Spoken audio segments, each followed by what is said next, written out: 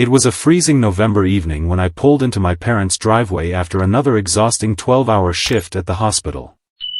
The wind carried dead leaves across the yard, and the old porch light flickered exactly the way it had for years. I remember thinking how peaceful everything looked from the outside. If someone had asked me then, I would have said my family was ordinary. Loving parents. A younger sister. Holiday dinners. Birthday traditions. We had disagreements like everyone else, but nothing that suggested our lives were about to change forever. I had no idea that one little girl would rewrite every chapter of our family story. My name is Emily, and this happened 7 years ago. At the time, I was 32 years old and worked as a pediatric nurse. Every day I cared for children who were fighting illnesses they never deserved. I loved my job, but it came with heartbreak. Some days I drove home in complete silence because I had spent the entire shift smiling for frightened children while quietly holding back my own tears. That night, my mother had invited everyone over for dinner. My father was grilling steaks despite the cold weather, and my younger sister, Rachel, had brought homemade apple pie. Halfway through dinner, my phone rang. It was Child Protective Services.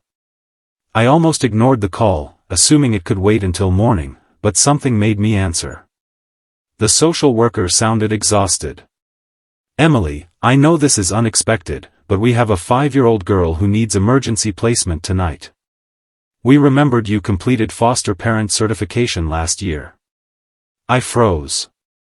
I had completed the certification months earlier after thinking about fostering, but I never expected the call to come. The social worker continued. "She has nowhere safe to go tonight." I looked around the dinner table. Everyone stopped eating. My father quietly asked, "What's wrong?" I covered the phone and whispered, "There's a little girl who needs a home tonight." The room became silent. Rachel immediately frowned. "Tonight? As in, right now?" I nodded. The social worker explained that the child's name was Lily. Her mother had been hospitalized after a severe medical emergency, and there were no verified relatives available.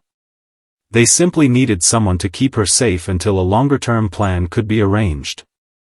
I looked at my family. "I have to decide." My father leaned back. "You've always wanted to help children." Rachel wasn't convinced. "This could become permanent." "I know. It'll change your entire life." "I know." There was another long silence.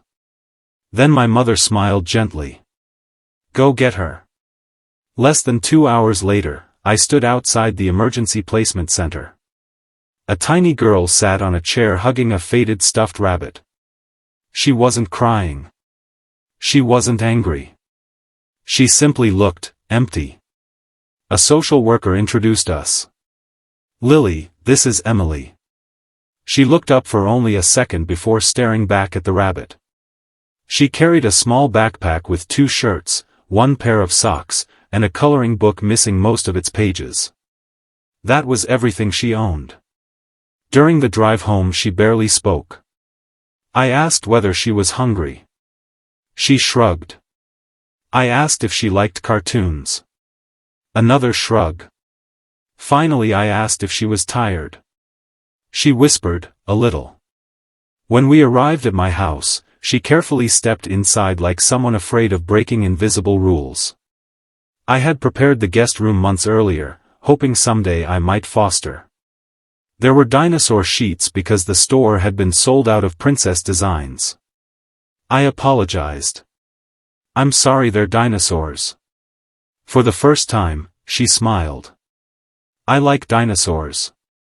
That tiny smile felt like sunrise. Later that night I tucked her into bed. She held the stuffed rabbit tightly. I pulled the blanket around her. As I started walking toward the door, I heard the quietest voice. "Will you still be here in the morning?" The question shattered me. No 5-year-old should ever have to ask that. I walked back. Knelt beside the bed. And said, "Yes." She looked into my eyes for several seconds, trying to decide whether adults could actually be trusted. Then she whispered, "Okay." She closed her eyes. Within minutes she was asleep. I stayed sitting beside the bed much longer. Children usually fall asleep feeling safe because they assume tomorrow will come exactly as expected. Lily had learned the opposite.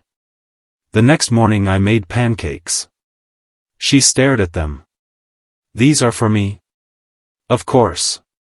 She slowly smiled again. Nobody had ever told me pancakes could look like a miracle.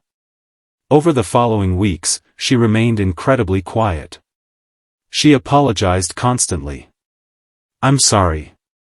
For spilling milk. I'm sorry. For laughing too loudly. I'm sorry. For asking for another apple." One afternoon I finally asked why she apologized so much. She answered without looking at me. "My mom said I make everything harder." I had no words.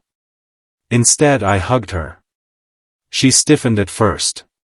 Then slowly hugged me back. At family dinners she barely spoke. Rachel still believed fostering had been a mistake. She worried I would become emotionally attached. "This isn't supposed to be forever," she reminded me. I know. But every day Lily became a little more like family. She helped my father rake leaves. She baked cookies with my mother. She followed Rachel everywhere, asking endless questions. Rachel tried pretending to be annoyed. It lasted exactly 3 weeks. Then one Saturday I found them building blanket forts together. My sister looked up. "Don't say anything." I laughed. I wasn't going to. Christmas arrived. It was Lily's first Christmas with us. She carefully opened every present as though she expected someone to tell her they weren't really hers. When she found a brand new rabbit plush, she burst into tears. "I can keep it." My mother hugged her. Forever. That single word meant more than any gift. Forever. Months passed. The court hearings continued. Doctors confirmed Lily's mother would never be able to safely care for her again because of severe addiction and ongoing legal issues. The judge asked whether I would consider adoption. I already knew my answer. But there was one problem. Adoption wasn't only my decision anymore. By then Lily had become part of our entire family. My parents adored her. Rachel loved her like a niece. Even our grumpy neighbor kept buying sidewalk chalk for her.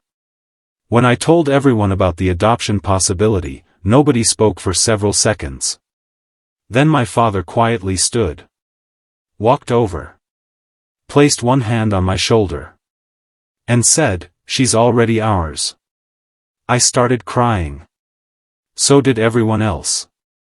The adoption process lasted another year. There were interviews.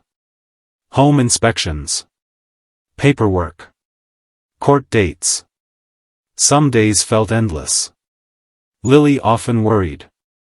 What if they change their minds? They won't. What if I have to leave? You won't. Every night I tucked her into bed.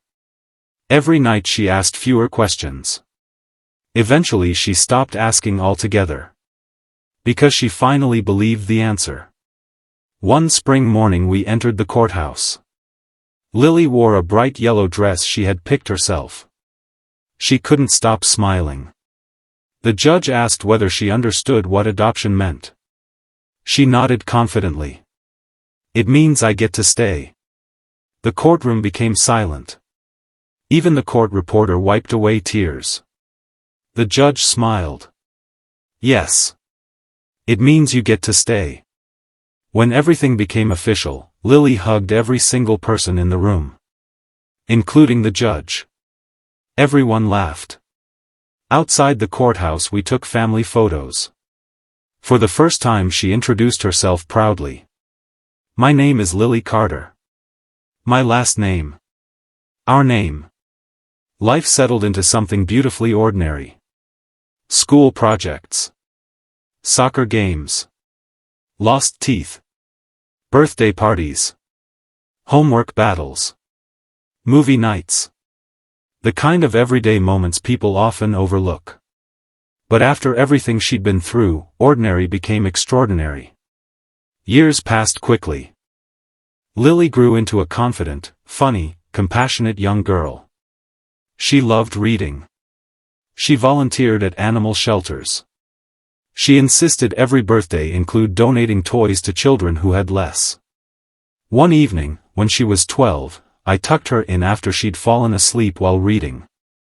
As I adjusted the blanket, I remembered that first terrifying night. The rabbit was still on her shelf. Old. Faded. Missing one eye. She refused to replace it. It reminds me where I came from. As I turned off the light, she half awoke. Without opening her eyes she mumbled, "Love you, Mom." It was so natural she probably didn't even realize she'd said it. But I stood frozen. Because years earlier she'd wondered whether I'd still be there in the morning. Now she simply assumed I always would be. And she was right. Not long after that, something unexpected happened. Rachel announced she wanted to become a foster parent too. She admitted watching Lily grow had changed her understanding of family. Within 2 years she welcomed 2 brothers into her home. My parents became the proudest grandparents imaginable. Holiday dinners became louder. Messier. Happier. Children ran through every room. The house that once felt quiet overflowed with laughter. One little girl had transformed not just my life but every heart connected to ours. People often tell me that I rescued Lily. I always shake my head. Because that's not what happened. She rescued us. She reminded us that family isn't built only through blood. It's built through promises kept. Through staying when it's easier to leave. Through bedtime stories. School lunches. Goodnight hugs. Countless ordinary acts of love repeated until they become unbreakable. Sometimes I still think about that tiny question she asked on her first night. Will you still be here in the morning? At the time it sounded heartbreaking. Now I understand it was the beginning of everything. Every child deserves to know someone will still be there in the morning. Someone who shows up. Someone who listens. Someone who believes they matter. Because love isn't proven through grand speeches or perfect lives. It's proven one ordinary day at a time. One bedtime at a time. One promise kept after another. Today Lily is preparing for high school. She dreams of becoming a pediatric nurse. Whenever people ask why, she smiles and says she wants frightened children to meet someone who makes them feel safe. Every time I hear her say that, I remember the frightened little girl holding a worn-out rabbit on a cold November night. I remember tucking her into bed. I remember whispering that I would still be there in the morning. Neither of us knew that promise would echo through years of birthdays, graduations, holidays, scraped knees, laughter, tears, and countless memories. Neither of us knew it would inspire my sister to foster, my parents to embrace grandchildren they never expected, and our entire family to discover a deeper meaning of love. Looking back now, I realize that life rarely changes because of dramatic moments everyone can see. Sometimes it changes because one tired adult answers a phone call, one frightened child asks a quiet question, and one simple promise is kept.